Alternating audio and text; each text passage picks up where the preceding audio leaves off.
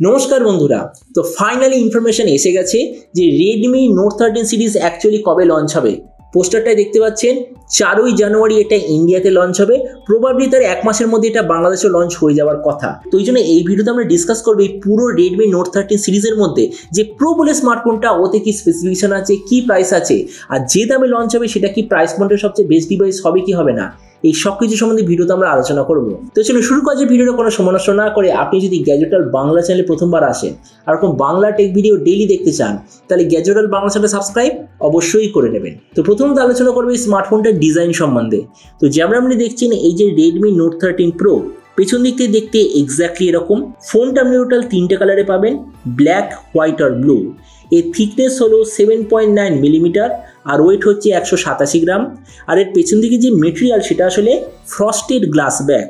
ডিসপ্লের দিক থেকে এতে আপনি পাবেন 6.67 inch 1.5K 120 hertz 12 bit super AMOLED display, তার সঙ্গে 240 হার্জের টাচ স্যাম্পলিং রেট, 2160 হার্জের ইনস্ট্যান্ট টাচ স্যাম্পলিং রেট, 1920 হার্জের পিডিএলএম ডিমিং রেট, 1800 নিটসের brightness, 20:9 aspect ratio, 93% screen to body ratio.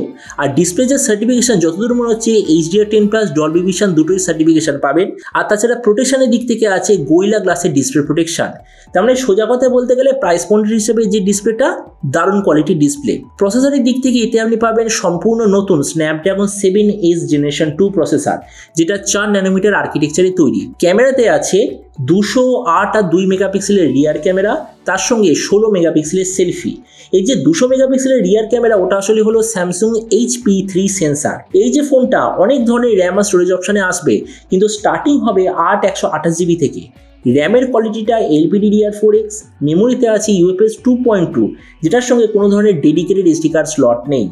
ব্যাটারির দিক থেকে 5100 mAh ব্যাটারি, তার সঙ্গে 67 ওয়াটের চার্জার, আর কানেক্টিভিটি হলো USB Type-C।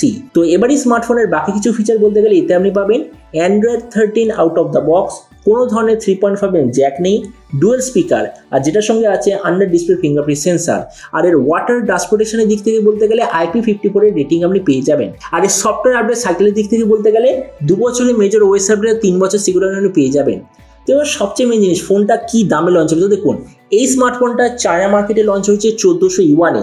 তার মানে এটা ইন্ডিয়ান মার্কেটে কত লঞ্চ হবে?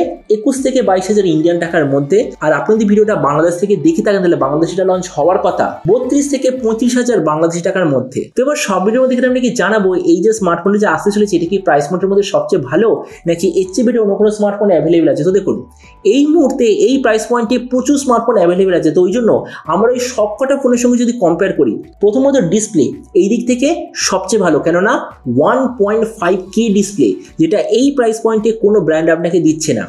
Number 2, processor. আমি বলবো প্রসেসরটা অ্যাভারেজ, কেননা এই যে স্ন্যাপড্রাগন 7S জেনারেশন 2, এটার AnTuTu স্কোর হলো 5,80,000 থেকে 6,30,000 মধ্যে। আর এই প্রসেসরটা ডায়মেনসিটি 7200, 8020, 8050, যেগুলো সেম প্রাইস পয়েন্টে অ্যাভেলেবেল আছে তার থেকেও নিচে। আর স্ন্যাপড্রাগনের সঙ্গে কম্পেয়ার করলে সেম প্রাইস পয়েন্টে আপনি যে পাবেন স্ন্যাপড্রাগন 7+ জেনারেশন 2, ওটার থেকেও নিচে। তার মানে সেই দিক থেকে আমি বলবো প্রসেসরটা অ্যাভারেজ। ক্যামেরার দিক থেকে আমি এখানে বলবো এটা ঠিকঠাক আছে, কেননা দেখুন জেনারেলি আমি আমার রিভিউতে দেখেছি 200 মেগাপিক্সেল 108 মেগাপিক্সেল এইসব ক্যামেরাগুলোর যে অ্যাকচুয়াল কোয়ালিটি খুব ভালো হয় না, মানে অ্যাভারেজ হয়। কিন্তু সেই দিক থেকে যদি কম্প্যাক্ট সেন্সার থাকে, যেমন হচ্ছে 50 বা 64 মেগাপিক্সেল সেন্সার, এগুলোর জেনারেলি কোয়ালিটি বেশি হয়। তার মানে সেই দিক থেকে আমি বলবো ক্যামেরা ঠিকঠাক আছে। ভেরিয়েন্ট প্রাইস পয়েন্টের হিসাবে ঠিকঠাক আছে। ব্যাটারি আর চার্জার এটাও প্রাইস পয়েন্ট হিসেবে ঠিকঠাক আছে, কেননা বাকি ব্র্যান্ডও সেম জিনিসই আপনাকে দিচ্ছে।